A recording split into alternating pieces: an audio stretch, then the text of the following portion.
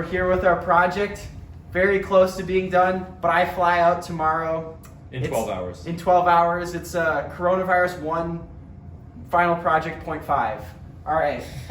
We're gonna, if you come look here, we've got our 4 sensors and 4 motors set up. We're gonna show you a little test in which we're gonna prove that our hoop can move around. All right, Adam, you wanna run the test? Yes. Courtesy of this 10-foot lovely USB extender cable. Okay, here we go. Let's install. So it's moving up towards the origin, and then it's moving towards the top left corner, or top right corner. Now it's moving towards the top right corner. And then, there we go. Okay, so we can move the hoop around. It can move a lot faster than that.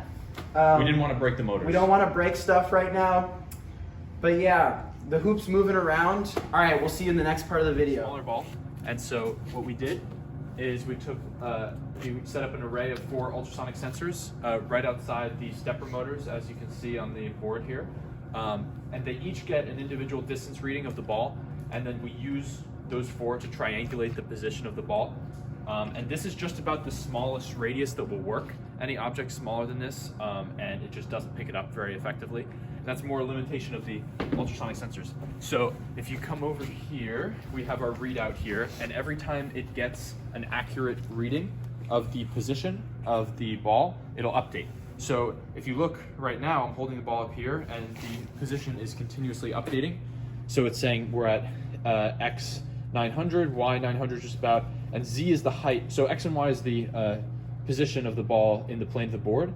Z is the height away from the board. So Z, we're about half a meter here, half a meter away. And so if I move the ball closer, you can see Z goes to about 2 meters, or 0.2, 200 centimeters before it stops.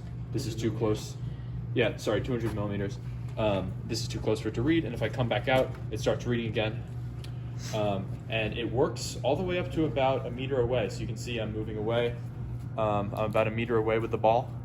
And then Z is at about 1,000. And it's still, it's still picking up pretty effectively. It gets noisy out towards the end. I can change X and Y. So X is gonna get bigger. Maybe.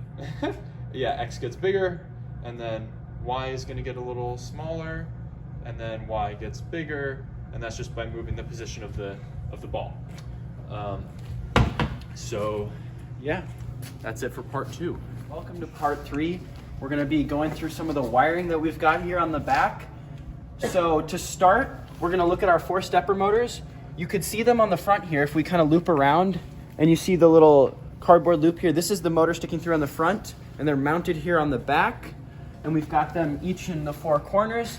And these, the stepper motors run back here. All of them run into the middle to our motor drivers. You can see we have our 4 motor drivers stacked right here. They get, each motor driver has 2 coils, so it's getting the current through these 4 wires. And we have these 4 motor drivers that are telling these motors how to turn, and they're being powered from this battery that Mahir gave us, that we plug in right here. And this pushes the current out to the motor driver.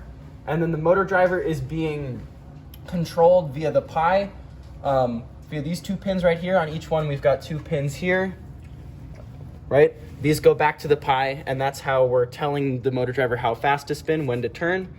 And then we can also see that the Pi is powering a 5 volt and ground on this rail right here. And that powers the logic of these motor drivers, as well as the 5 volts and ground from every ultrasonic sensor. From every ultrasonic sensor. And then the ultrasonic sensors have 5 volts and ground, as well as 2 other wires that go back to the Pi. That's the echo and trigger for figuring those out. And then obviously we've got our lovely USB bootloader that goes back to our computer. And we also custom built this frame. So we got some lumber, put it all together, spray painted it a nice matte black.